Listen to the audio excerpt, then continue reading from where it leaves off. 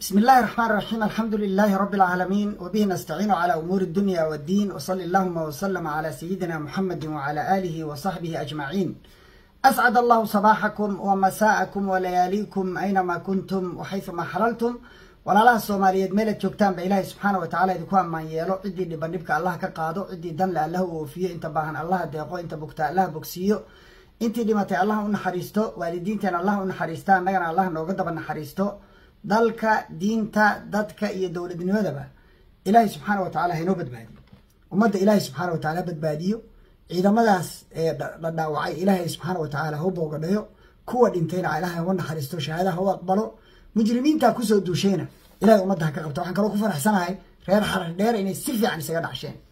inay si wanaagsan isaga dhacsheen, banaanka iska mariyeen. gobbaatiin iska dhacshan nimankaasi waa mujrimiin. ramadaan baan laga baxsanay. ramadaankay ugu jeceliyiin dadka inay laayaan. mujrimnimadooday caddeynaysaa iyo inay munxarifiin yihiin, diinta ka leexday oo meel daran u leexday oo mujrimiin oo meelo kale laga soo abaabulay. maanta waxaan ka hadlaynaa laba qodob. qadiyadii dastuurka oo Puntland ay ka soo saartay warqad iyo xasan sheekh iyo groupkii isaga ku weheliyey qadiyada dastuurka la bedelayo oo iyaguna war ka soo baxay cusub. kelmad baan ka oranaya. madaxweynayaashii hore ee garowe tegay mid ka mid ah Sheekh Shariif inta uusan garowe tegin kelmad uu yiri oo ahayd dowladda hadda joogta waxa ay ku shaqaysaa faafisaa hirgelisaa dhiirigelisaa soo saartaa abaabusha qabyaalad cad. dowladdii ka horreysay waxaan kula diriireynay nidaam iyo system buu ahaa, laakiin dowladdan waa qabyaalad iyo wax ka ratibmay na kelmad baan ka oranaya. waa mar koowaad waxa soo dhacay khabar cusub. Puntland waxay soo saartay warqad ka dambeysay shirkii jaraa'id oo labadii madaxweyne hore ay ku qabteen garowe ay ka soo saareen iyo xildhibaanadii la socday war murtiyeedkii ay soo saareen ka dambeysay. warqadaas waxay Puntland ku sheegtay haba yaraatee hal faqro oo laga bedelay oo aan heshiis lagu ahayn ama lagu daray ama laga saaray dastuurkii qabyo qoraalka ahaa koobiga ay hayaan inaysan aqbalayn, inaysan aqoonsanayn, inaysan ku dhaqmayn, inuusan dastuur u ahayn. arrintaas waa arrintan ka digaynay usbuucyadii soo socday oo dhan. halkaasaa la gaaraya. waa faahfaahin doonaa dastuurka iyo sheekadiisa. halkaasaa loo socdaa. war ka jooga. war dalka gacanta ha u gelinina ajnabi. war islaantii gaabnayd oo ingiriiska ahayd Catriona Lane yay dalka madaxweyne ka noqon. war xasan oo ka daa. xasan waa diiday. halkaasay tagtay. warqadaasay soo saartay Puntland. degdeg waxaa u shiray madaxweyne xasan sheekh, guddoonka baarlamaanka iyo madaxda baarlamaanka oo dhan. waa la wada fariistay. haddii la wada fariistay runtii baa la wajahay. xildhibaano badan oo hadda madaxweyne xasan uu isku hadlaynayo inay codka siin doonaan oo qaar badani ay ka soo jeedaan Puntland waxay ku joogaan labada wasiiroo kor loo hayo baa mid la yiri waa la idin siinayaa qolada reer Puntland. kuwo kale oo reer Gada iyo Jubbaland ka soo jeedana iyagana waxaa la yiri kursigii wasiirka amniga baa lagu siinayaa. qof walba waxaa loo sheegay adaa lagu siinaya. kulligood waa yaacayaan marka. madaxweynaha iyo tiimkiisii waa la iswaraystay. waxaa la yiri haddii aynu baarlamaanka hadda arrintaa baasino, madaxweyne ku-xigeen iyo madaxweynehan baasino, dastuurka laba qaybood buu qaybsanya. qayb waa structureka dowladnimada, qaybna waa maamul iyo nidaam iyo magaranaysaa wax siyaasad iyo ku qaab leh. structureka iyo qalfoofka dowladnimada lama bedeli karo. waxaa lagu bedeli karaa afti dadweyne iyo gobolada oo dhan oo soo dirsada dad iyaga wakiil ka ah oo mas-uul ka ah oo ay ku kalsoon yihiin oo ay usoo dirsadeen si gaara ugu soo xilsaareen dastuurka inay ku matalaan. dadka iyaga ahi ma aha xildhibaanadan wasiir baa lagaa dhigayaa iyo lacag baa lagu siinayaa lagu kala gadanaya maaha. waa dad delegate ah oo gobol walba isagu soo dirsanayo oo iyaga ku matalaya. isbedelka marka dowladnimada oo ay ka mid tahay laba xisbi keliya loo tartamaya, oo ay ka mid tahay madaxweyne iyo ku-xigeen baa laga dhigayaa oo prime minister waa laga guurayaa. structureka dowladnimada taabanaya haddaan heshiis laga ahayn dee haddii la bedelay haddii kale horey baynu usoo aragnay wax la bedelay ama wax lagu daray dastuur oo aan shaqayn horey baynu usoo aragnay marka soo in cilmi laga barta maaha wixii horey u dhacay shalay haddii nin isku dayay inuu wax ku daro aan raalli laga ahayn oo qolo ay diidan tahay ama qolyo ay diidan yihiin hadday shaqayn weyday soo in la iska daaya maaha marka waxaan diyaar loo ahayn oo heshiis laga wada ahayn midda kale what is the rush dastuurka xasan waxaan weydiinaya dastuurkan horta Norway iyo dalal ku talagalay Soomaaliya inay baabi'iyaan iyo Ethiopia iyo Kenya iyo ay soo qorteen oo qabyo qoraalka hadda maraya oo 10 jeer mar la xaday oo mar la bedelay mar xagga la geeyo saxiix yaale mid la oran jiray uu asal ahaa mawjada maxaa loogu baahan yahay aw dastuurkii Soomaaliyeed aftida loo qaaday 1961 Soomaaliya oo dhan afti looga qaaday أغلبية ساحقة 99% أي أقولادين أو دستور كاس هادي دي سوماليا دستور بيلهايد ودولة بيلهايد هادي دولة دي بربرتي دستور كينا ما بربري إساق إن لقود دول بسم هادي دي حال لينو كسو عمينيا حتى ودادا دحفاديا بارلمانك marka kuwa wadaadaha difaaciyo dawladdu hala taageero leh waan u jeeday 18 qofan gaarin oo lagu maqaan gaaro wax ka yar 18 يعني حتى دين تيبا لقد احكى اللوميسانية بلايا الأخرية وحال بدليا ناشنالتي قفك الصومالي هيوية واد مغليسين كوا أصو فريستي وديال جواري كم دين أصو فريستي صومالي معها قفك دقن DDS iyo NFD صومالي معها جيبوتي معها صومالي وأصو فريستي قف ويديس يا بيس بصوماليين دستور كيبا يكون قرنتا دستور كوا لوغا عرريا دولة النمو رسمية baa ku qoran oo laga baaraan degay oo dad khubaro ah ay u fariisteen oo aan qabiil iyo aragti kale aan wax ku eegayna wadaniyad wax ku eegay oo islaamnimo wax ku eegay nimankaas marka dastuurkii ay nooga tageen oo dhaxalka ah oo Soomaali oo dhami ay ogolaatay maxaa diidan in wax lagu dul dhiso isaga wixii laga bedelay laga bedelo wixii lagu daray lagu daro maxaa diidan maxaa dhacday marka Puntland markii arintaas samaysay Xasan iyo tiimkiisa waa shireen waxay yiraahdeen gudoonku waxaan ma riixi karno haddaan xataa baasino oo sidaa rabti aan u baasino labada qodob oo structure-ka dawladnimada taabanaya madaxweyne ku xigeen iyo laba xisbi ma baasin karno mana wadi karno mana shaqeynayso xildhibaanada oo dhanna garow waa looga yeerayaa shirka shirweynaha oo Soomaaliyeed lagu qabanayo dawlad baa lagu dhisayaa dawladnimadeena oo dhan baa la burburinayaa baarlamaankana waa lagu kala tagayaa نجدة مدحوينه لبدا نجدة كوبدل رئيس الوزراء مدحوينه عايرين كروا قضية ده أنا ولي أدفوكيت كوها رئيس الوزراء إنه عقبات كل نقطة مدحوينها لا ما بهنا مدحوينها إسكال جدها سجل دورته إسجل نيل لا شقية أو شقادة الله وضوء إسكو تيم يهين بأوبهية نيل إسجل عقبات كل نقطة أو وبالانس جرينية وقضية غير بلبو مثلا بالانس بخارجية وحلا ما بهنا رئيس الوزراء وإنه مدحويني سلا شقية هدي مدحوينه حد قدب سمعيه وإنه جوجي يا جوجي مدحوين أما وزيرها هذا أما رئيس الوزراء هذا ضدك الله شقية مدحوينه وإنه قبان كران هدي وكدي ذو مرك ضل كان وربا إنه مجي سايو كبر بري رئيس الوزراء لبعتره وجي استقرن ماذا هنتي أمضى وإنه يسعسلا يرى مدحوينه كل شقين مايو أرنتاس كل شقين مايه إنه كده هدو كدي له وإنه يسعسلا لكنه لا دقالمه أو يسيا لذبذا وبحيو سيدك دي هالقبين ويرى هذا دلك أنا مدحوينك وجهل أنت اللي ولا قلتيو يسوي قبيلة قبيل دبذا يخسوا أفوفيا ما بهنا مركا واحد هنا واحد كذا كتار رئيس الوزراء لبد مدحوينه كانوا إسلام مدحوينه حلك كقاعد كرو حزبية الله بدأ كذا كتير العلمين صدق كذا أنت هو أخباري ما هو أخباري كل ليس على قلفت إربط كل ليس في عيه الدواء أقبله وحنتي سوى جهاي كدي مركو بوغي قيلك عيه ومظاهرات يسميه وحبدا للشيء ولا عيتميه حتى اللي الدستور كيساق عليه دستور كذا تقول لي هاي قراء ماذا عليه هاي قراء غير كاجي فاميلي حاسس كاجي أكون مهمشين لكن من أمد الصومالية إذا كده حيسو سيدي عاد هراي أوتري حسنو أنت هنا المقدسين شوكتا جوان كمان جاري كرنو عاد هراي أوتري ماشي بيدات كورن أوتاجن تهاي شلي ماشي تاجنيد بمانت تاجن تهاي هل كاكو جوجي qadiyadaas marka waa guul inuu aqbalay in isbedel dhacay in structure-kii dowladnimada la badbaadinayo wixii la soo qortay oo tirada badnaa ee la dastuurka waa lagu darayaa qadiyada doorashadu waa arrin laga negotiate garayn karo oo isaga iyo maamul goboleedyadu ay ka tashan doonaan oo siyaasadeed laakiin structure-kii dowladnimada hadduu ka nabad galo waa alxamdulillah qodobka labaad madaxweyne shariif wuxuu yidhi dowladdaanu qabyaalad baa dhaqan u ah waxaan aragnay madaxweynaha hadda xilka haya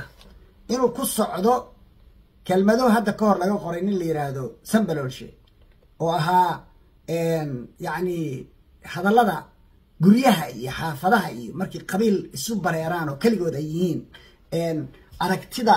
qabiilkana ay wax ku dhisayaan ku dhisnayd oo annaga asaasa iyo aysaa la yeelaa nimaan hawiye ahayn waa inuusan madaxweyne noqon karin wax noocaasa isagoo wax ku dhisaya eed loo jeediyey xilligiisii hore inuusan reerkiisa xilalka wax ka siin inuu ku safay xilalkii oo dhan dad badan oo qabaa'il kala ah oo 4.5 ku joogay intuu xilalkii ka qaaday inuu ku wada bedelay dad beel gaar ah arrintaas ceeb wey waa loo wada jeeday 10 jeeraa laga hadlay horey baan uga hadalnay madaxweyne Soomaaliya oo dhan madaxweyne u tahay wiilka jooga qandala iyo wiilka jooga barbara iyo wiilka jooga afmadow kulli adaa madaxweyne u ah inta u dhaxaysana adaa madaxweyne u ah waa in ay xilkii ay xaqa ugu lahaayeen dowladda ay ka heli karaan awal baa shaqaalaha hoosoo dhammi u badnaa dadka magaalada dowladdu ay ka dhisan tahay degan haddii marka intii kaloo agaasimayaashii iyo ma garanaysaa wixii shaqaalihii technocratka oo dhan inta dadka laga cayriyo reer hebel lagu wada guro ceeb wey dhaqan xumo wey wax loo jeeday bay ahayd oo dadku la yaabanaayeen shariif waa isbeeliyey marka waa faahfaahiyey bannaanku soo dhigay maxaa ku xigtay 2 nin bay soo direen dowladdii iyadoo hadalkiisii bay caddayn u sii noqotay 2 nin bay soo direen waxaa la soo diray wasiirka arrimaha gudaha muxuu sameeyey dad buu soo shiriyey wuxuu shariifku inuu garowa aado dadka halkaan fadhiya uma cuntanto umana qalanto madaxweynihii hore oo maxay ugu cuntami wey madaxweyne shariif madaxweynihii Soomaaliyeed ma ahayn garowa Soomaaliya maaha dadka degan madaxweyne uma ahayn adigu hadda wasiir uma ahayd madaxweyne xasan sheekh madaxweyne uma aha waxaas soo qabyaaladii laydinku haystay maaha dadka degaankaana markaad leedahay xasan baa iskale dastuurka inta la mudaharaaday la leeyahay يعني wax la yaab lay noqotay waa qabyaalad waxa la soo diray madaale waad maqlaysaan wax ku hadlay isaga ceeb kala u dheer been cad buu sheegay waana official wuxuu yiri labadii madaxweyne goortii garowa tageen Siciidani wuxuu yiri war anigu idin kulama jiray balada la wareegaysaan ila dhaafa waa la qoslay beenta uu sheegay raali gelina kama bixin shaqadiisiina kuma waayin dhaqan xumo baa u dheer dawladda boobka hantida qabyaaladaynta dawladnimada burburinta institutionska familiyeynta iyo qaraabaynta dawladnimada xilalkeeda waxa u dheer dhaqan xumo been cad ninkaas beentaas uu sheegay cad demeeru kaga toobad keenayna maana arag saacada kadib markii uu hadalka yirina warqad kulul oo darbahaaba soo baxday oo ka soo baxday Puntland qorshuhu marka see u dhacay xagga garoowe aan idinka daba geeyay madaxweynayaashii hore markay meesha tageen team baa la socday nin walba saddexdoodii kii ay u tageen iyo labadii yimi saddexdoodii tiimamkoodii baa la shiriyey waa shireen waxay ka shireen qaabkii ay arrintan uga hortagi lahaayeen waxay soo saareen in labada madaxweyne tiimkoodu ay soo saaraan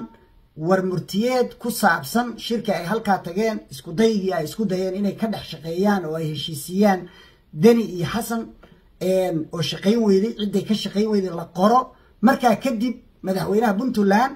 iyo maamulkiisu ay iyaguna markaa soo saaraan ama maamul goboleedku uu soo saaro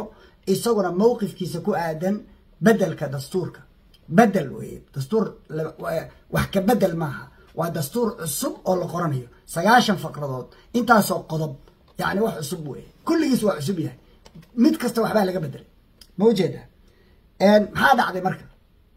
waxaa dhacday intii la sugayo ahayd madaxweynaha Puntland inuu soo saarayo warqadii madaale arrinta meel uu kaga noqday male wixii kale uu ku hadlay tirada badnaayo aan tarbaqishka ah danka mali waxa ku xigta oo labaad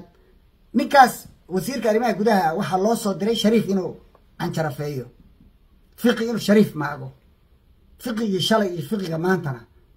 اسكو شغل معه ولا ما فقي وحكوش كتير حمزة على صدري اسمه هردة اللي جسوك نيكي هردي ومغناه وسوكع هردة دي بكسوكع ما هو كهذا بين عب بكهذا وهو الشيء فرماجو إنه بابا مريي حلي بانو حسبنا الله ونعم الوكيل ما يهود يا لي هذا حلي بانو داس كويه حلي بان رير جبلانا سرار ميال أورنجري يحلي بان بقرة لبلا نبعد انتشلي فرماجو وحلي بانا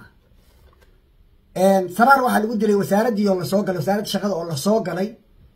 أو كل حجري بالوجود حدلو على الشباب باقلي ودد بدن كله يحلي بان كاسا كميدها